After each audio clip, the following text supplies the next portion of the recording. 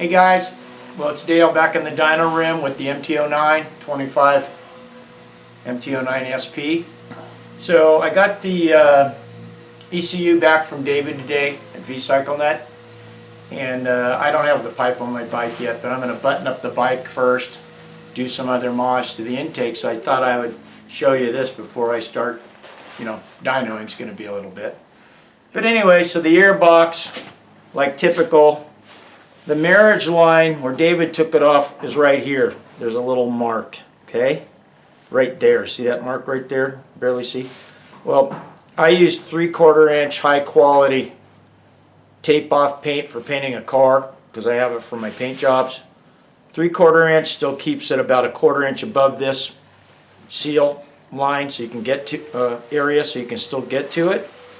So I taped it really good. I put it in a vise with 2 pieces of plywood and had a buddy hold it, and then I took a very fine tooth carpentry saw and I was able to just follow it real sano, and instead of using a Dremel.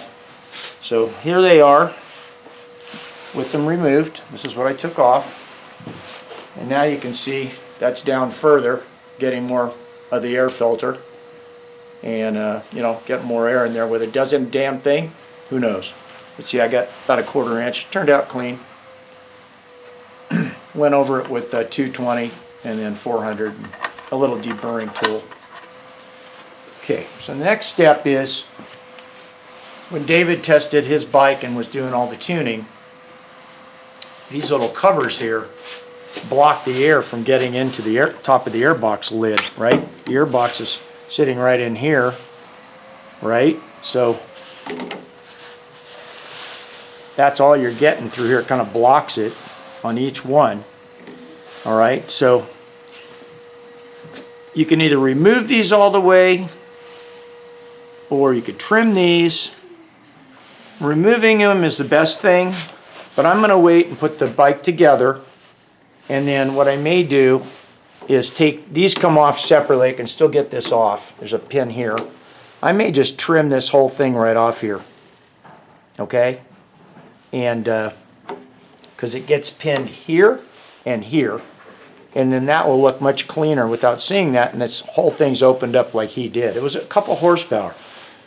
So again, then you got your insulation foam here, which I think is just a sound deadener. It does nothing but that.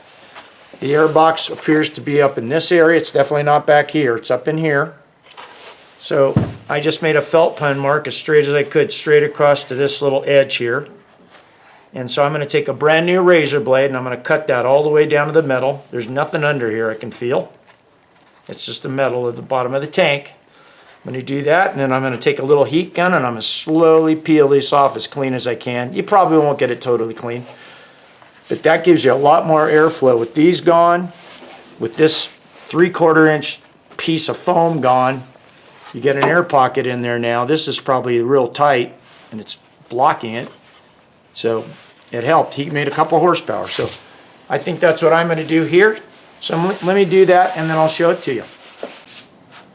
Okay guys, I just finished about 35 minutes of peeling foam.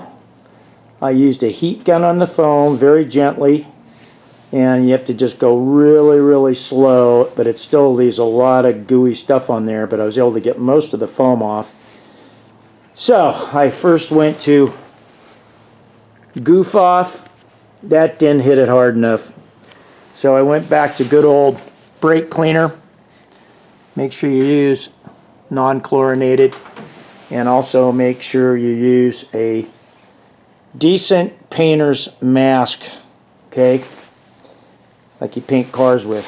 Then I use a purple scuff pad that's semi-wore out, and I peeled off all the foam, and then I had a bunch of foam, and then first I just used a little bit of contact cleaner, plastic putty knife that I sharpened on my grinder or sanding disc, and just started working it. And anyway, it was a mess when I started, and now that's what it looks like. Took a little bit of the paint off in a few spots. This is just barely painted anyway, but Is that Santa or what? Turned out nice. Tried to follow my line. I cut that off with a razor blade. But that's clean. We do things clean around here. So now I'm going to lube up the tank mounts. A little bit in here, here, and the rubbers. Stick the tank on, and I'm going to take a look at these right here again. See what I want to do with that. Okay, let's do it. All right, guys. Well, I changed my mind. Dielectric grease is good, but it also kind of goes away on you when it's got pressure on it. So I'm going to use my handy dandy Timken red grease I use in everything, my wheel bearings, everything. Just a very light film in here on each side, and then on the rubbers too. And that's going to make a lot nicer installation for you. Then they're all stuck. Just pain in the butt. So let me do that and get the tank on, and I will look at what we're going to do next to this area. Okay?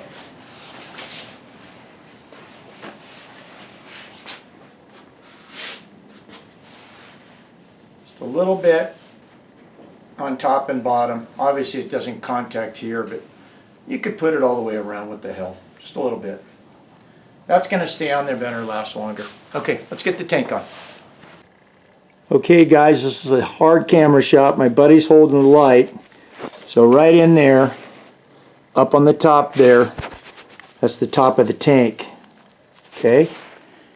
And that foam is about 3/4 of an inch or a little more maybe sticking down, and you can barely see the top of the airbox. See it with the oval hole right in here? So we got a lot more airflow going to get through there. So what I'm going to do here is I'm going to grab my light. Hang on one second. Where's the blue one? Hang on. Sorry guys. Right here, there's that where the outer cover connects. This is the right hand one right here. So this goes on like this. Okay. Excuse me. It's the bottom. That's all you're getting through.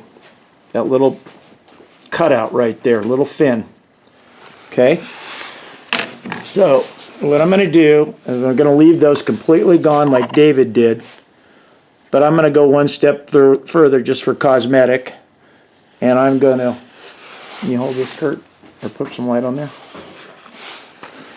Right? Yeah, then you can kind of see it. Yeah, see this little line right here all the way? I'm going to follow that line and cut all that off. That's not needed. There's a push pin right under here, and then it bolts with the top cover up there, and that's all that's going to need. Now, also, the top cover, I'm not going to snap that in, okay? But the top cover around the key fob and right here also blocks it, and around the key fob. Okay, it's not on there. It's not pushed down. I don't want to pop it in yet. But see, look at this. See that? Look at all that area right there. Now that would be cosmetically ugly, but what I'll do is I'll leave these off like David did, and I'll trim them just to make them look nice.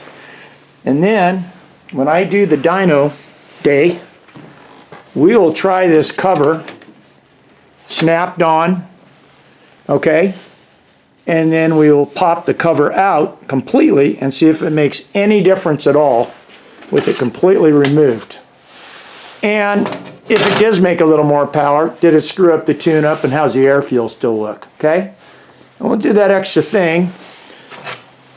And if it doesn't make much difference, or any, what I will do is I will at least this edge, I'll go ahead and trim this here to match where I'm going to trim here.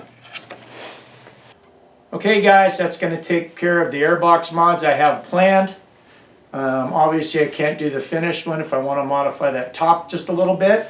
We'll wait for dyno day for that. But anyway, I thought I'd make a separate little video on this and how I remove the foam, how to make it look nice, what I'm planning to trim off the front, blah blah blah. So anyway, I hope you enjoyed this. This is going to be a good mod for your 24 or 25 SP or standard model. So anyway, thanks for watching. Please subscribe, give me a thumbs up, make a comment. Appreciate you guys. And I'll see you on the next one, which will probably be Dyno Day. I don't know when that's happening. Okay, take care, ride safe. God bless.